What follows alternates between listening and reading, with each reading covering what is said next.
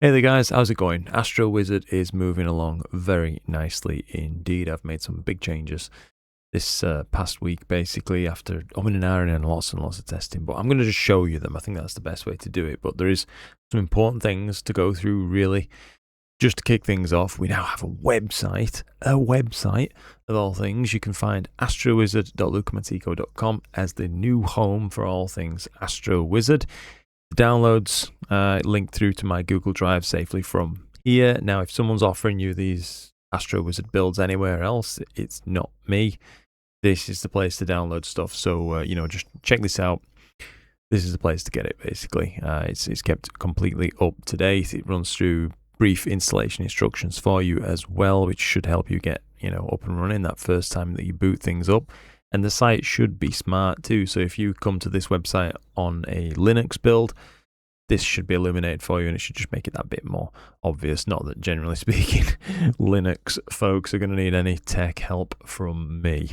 But, they have it. Just trying to keep things as nice and smooth as possible. We have a change log, which has just started from a few days ago, basically, talking about things that are getting changed on AstroWizard, basically. But anyway, as of the latest builds, if you go to the website and download a new build now, it's got an inbuilt little setting. By the way, I do want to make this clear. The website doesn't ask for any login information. There's no accounts. There's no cookies. There's nothing. It's just a place for AstroWizard to exist. Same thing for this site now, this app rather. You can see there's a little tick box here. When on AstroWizard's only internet access is reading a tiny version file from AstroWizard.lucamatico.com at launch. And basically, you should really have that on, because if there is a new build available, there'll be a big green banner at the top just letting you know something new is there for you to download. And that's probably going to be active fairly often, I'm going to be honest, because I'm still working through lots and lots of little things and tweaks here and there. But anyway, let's process an image or two and I'll show you what's changed. And I think the best way to do it realistically is to combine some mono channels. Just a minute and I'll take you through what exactly I've been up to. So we're going to do M16. So that's going to go sulfur, hydrogen and oxygen. Let me just load these in real quick. We're going to do a Hubble palette image, because I found really that the previous color pop buttons really just weren't cutting it for me. I felt so I needed a different route, and I didn't want to get too far away from what AstroWizard is meant to be or anything like that. Still see there's some small amounts of cropping that needs to be done there. Let's just give it a good hearty crop on this thing. For the sake of the demonstration, we'll just move on. Binning got introduced, by the way, just so you know. It does give you a warning as you kind of jump into it. If you've got really big data and maybe a slower PC or something like that, and you want to just make it a bit more manageable, binning can be useful.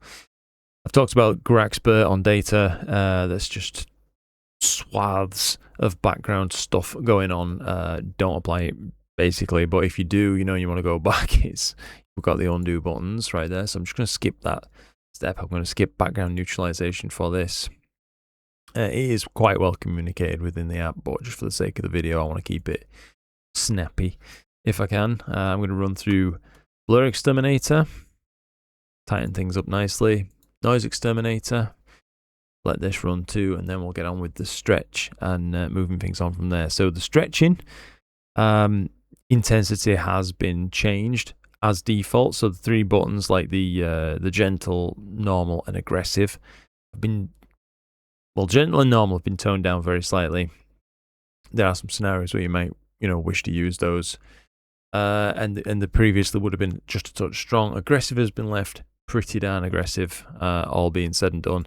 But there is still the custom arcsine stretch there. If you want a particular amount of stretch, you've got infinite granularity anywhere from, well, near infinite, shall we say, 990 points of it from 10 to 1,000. So, wherever you decide you actually want, you can have, effectively. So there that is. Now, talking about the new tool that I've added. So you may notice in the utilities segment and the color enhancement segment, they've changed around a fair bit. I got some feedback that the mask saturation and make it pop buttons were too strong.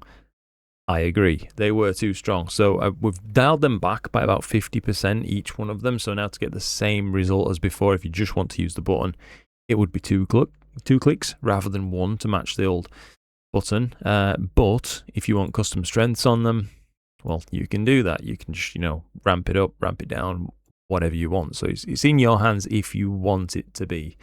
But again, that kind of visual communication of the button being grayed out should carry the implication that it doesn't really need to be fiddled with in most cases, and it's there for more advanced users, generally speaking.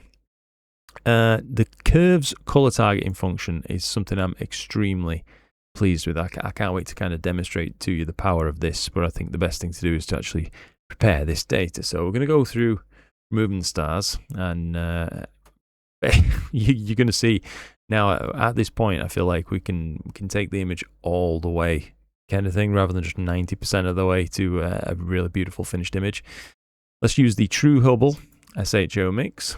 Now you can just click this button and it will work well, but you can also, if you wanted to, tune the button too, which is quite nifty. If I just click the tune button, you can see we've got a preview right there, just loaded in.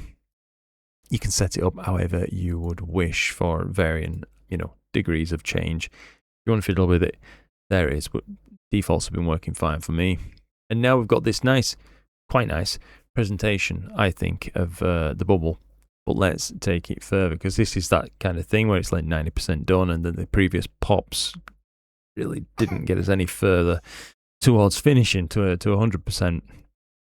That's where this curves tool comes in. It really is powerful. So what makes it a little bit different is that inside here we have a target where you can select either all colors and work on all channels at once, or whatever you would like. This will work on the whole image, wherever it's set to all colors. But let's say traditionally I'd now be making a yellow mask, right, to take these yellows and add some red and take away some green low end, inject green high end. Normally I would have to do some masking work for that.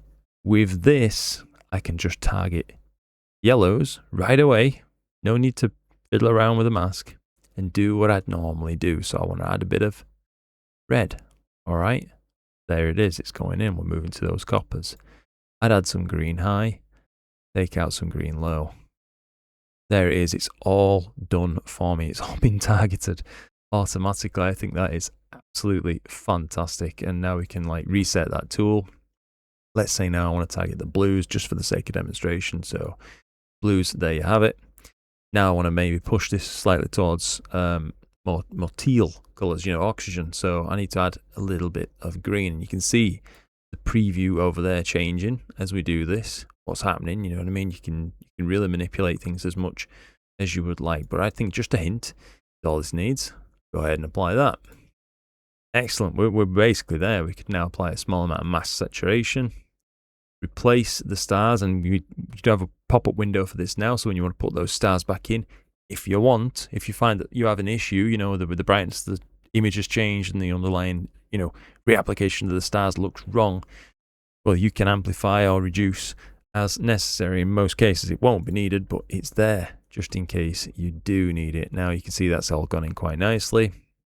We can go ahead with correct magenta stars, and hopefully that should clean things up nicely. And, there you have it. A Hubble image all sorted out in just a couple of minutes, even while talking to you and taking you through every single step. I'm really, really pleased with that. And I'm going to give you another demonstration. You'll know it creates lots and lots and lots of interim files, so you can pull back through various different steps. They all get deleted whenever you hit save or close or whatever. There's lots of different triggers that will cause that to happen, but one thing that shouldn't happen is you end up with a massive folder full of interim files. That shouldn't be a problem at any point. But M16 AW number 2, whatever, we'll call it that. Process another image. Okay, let's go. I'm going to show you now on one-shot color data the same sort of thing, but we'll just kind of speed through it a bit more. So I've got some rosette data that was taken with a dual band filter. Just load that in. There we go. So you can see it on the screen. It's the screen stretching, by the way, has been changed as well. So there are still instances where the screen stretch before we actually properly stretched there. Can look a little bit nuclear, but just be rest assured that it's not actually damaging your data in any way. It's just a visibility thing, and that's how it is right now. Anyway, I'm going to go ahead and do just a big healthy crop just to get the size of this image down just a little bit for me to work on it quickly. And I'll tell you what as well, I think I will bin this for no other reason than I just want the processing steps to move faster for us. Now, we shouldn't need GradientXTerminator on this, but we can run it anyway and just see what happens, as there are areas in this image that aren't full of nebulosity, so it's a good candidate for it to actually work quite well, and you can see what actually got taken out. Maybe it is a little bit damaging to the image. I don't know. I'm going to move on anyway. I'm not going to worry about it too much. Not going to run background neutralization. The warning there tells me I'm using narrowband data. Shouldn't do it. BlurXTerminator. Hopefully the little notes for people, you know, really take you through. The console is now smarter, by the way. I do want to draw some attention to that if you're still with me. If you find yourself having issues, bugs, or whatever, the console is pretty smart at this point. So if it gives you an output, generally speaking, if you can kind of like screen grab that for me and, you know, send me the image somehow, that is going to be helpful for diagnosing problems. Or you could even, you know, copy it and paste whatever it says and fire it off in a YouTube comment or whatever. That's actually one of the best ways to do it. Anyway, continuing on, we can see we did BlurXTerminator, but not NoiseXTerminator yet. Just going to go ahead and fire that off. Shouldn't take 2 seconds. Second pass coming up. Hopefully you'll be able to see the power of the tool in just a moment. Anyway, so we're going to go for a, well, let's see, a normal stretch, aggressive stretch. Yeah, that's all right. That's fine. Let's go with that. I want to darken the sky just a touch for this one. That looks quite nice to me. I am going to go ahead and saturate just a moment. Remove the stars. And now let's use the dual band to Hubble mix button. And again, you can tune this should you wish. If you want to, you know, make any adjustments anywhere, whatever you want to do, here's the place to do it. But the buttons on their own work pretty damn well, and it gives you another little pop-up warning. And there you have it. We can continue on and move forwards with processing at this point. Now let's use that curves tool, the color targeting. And again, like I said, normally I'd be going after these yellows, so let's do that. Yellows. Now the targeted. Go ahead and we're going to increase some red into it. Green high. Take away some green low. See, we're getting towards that kind of interesting coppery tones and leading through into bright yellows. It's just it's a lovely way to have your data come out with just a click or two. I think it really, really is. Let's go ahead and apply a small amount of saturation at that and see where we're at. I think that's looking really quite nice. Maybe we could stand with boosting the blue very slightly just for the sake of demonstration. Again, you don't have to use curves if you don't want, but I felt like this was the thing that was missing from the whole program for me, and it's made a big difference. So let's go ahead and target those blues. Let's actually add some more blue and maybe a touch of green in there as well. And apply that. I like that. I'm pretty darn happy. Think perhaps a touch darker sky. Maybe you want to use Make It Pop just so I can demonstrate that to you as well. See the effect that just had if I just undo it, redo it. It really does make it pop. Pop those stars back in. These have gone in just fine. They look lovely. And there we have it. You know, another completed image. And how long did that take me, including loads and loads of waffling, as is customary for me when I'm making these types of videos. But hopefully you can see the kind of power, you know what I mean, that we've got access to now. It takes minutes to reach a you know, a conclusion for an image rather than bloody ages. You know, working through confusing, sometimes convoluted workflows. Hopefully this breaks it down into those, I think, fairly easy to like remember steps, if that makes sense, because you're breaking it down to bite-sized chunks.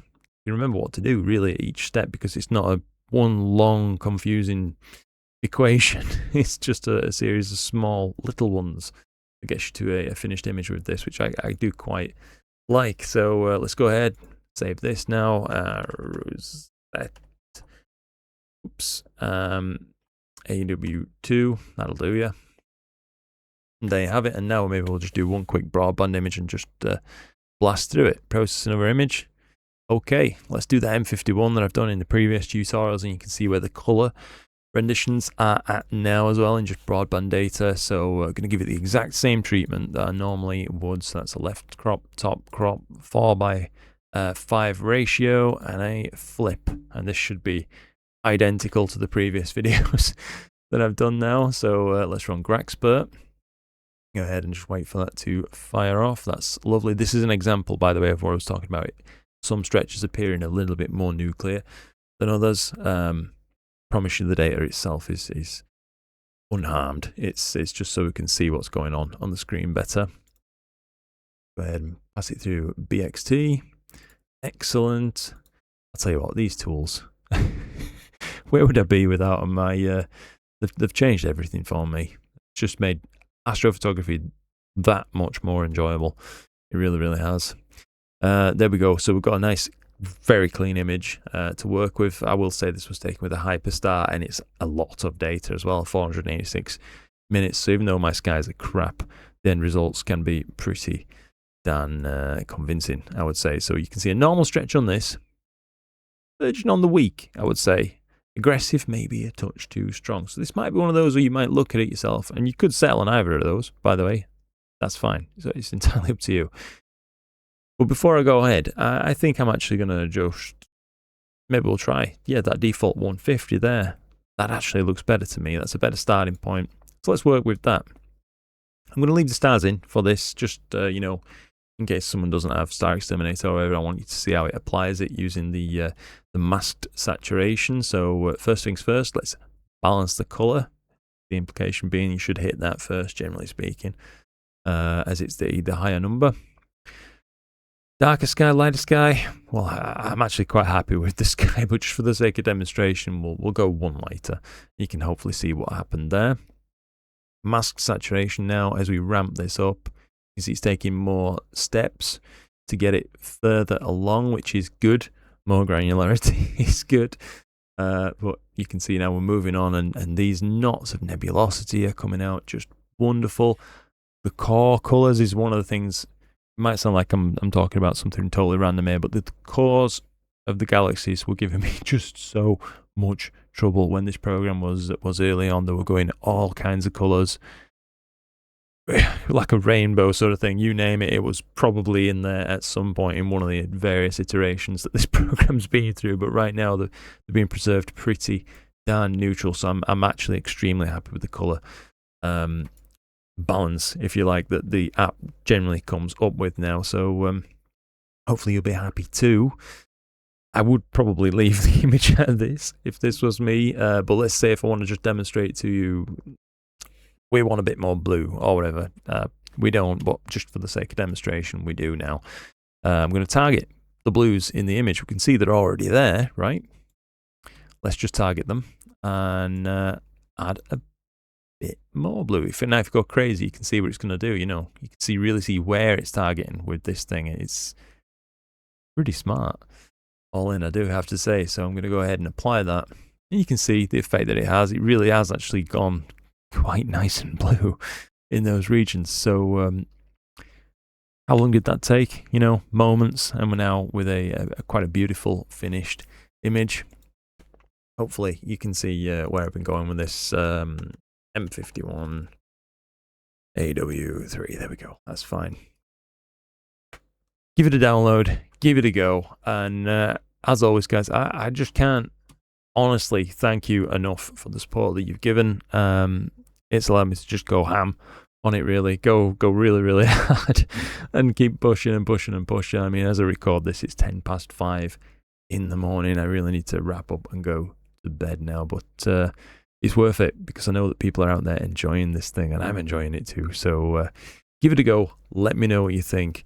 Always use the website for the downloads, and yeah, hope you enjoy it. Thanks ever so much for watching. Clear skies.